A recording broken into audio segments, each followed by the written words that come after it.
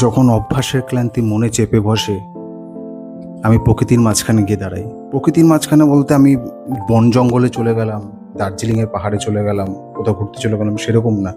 নিজের বাড়ির পাশে বা বাড়ির ছাদে বা অফিস থেকে ফেরার পথে সাইকেলে একটু দেখি চারপাশে, তাতেই মনটা না একটু হলেও 5 মিনিটের জন্য হলেও মনটা শান্ত হয়ে যায়।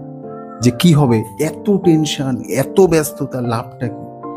লাভটা কিছু নেই। জীবন চলতেই থাকবে। জীবন একটা চলন্ত সিঁড়ি। এবার ওই চলন্ত সিঁড়িতে আমরা দৌড়তে দৌড়তে যেতে পারি না। আমরা ওই চলন্ত সিঁড়ি আমাদের ঠিক পৌঁছে দেবে কোনো না কোনো একটা জায়গায়। এবার ওই চলন্ত সিঁড়িতে যদি আমরা দৌড়াই তাহলে ওটা বোকার মতো কাজ হয়। কিন্তু আমরা মধ্যবিত্তরা ঠিক ওই একই কাজটা করে যাই।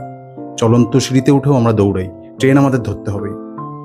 আর একটা জিনিস এই কদিন আগে মনে মনে ভাবছিলাম, প্রকৃতি এমন এক কাঠগড়া যেখানে 1 সেকেন্ডের মধ্যেই মাথার ভেতরকার আসামি বেকসুর খালাস পেয়ে যায়।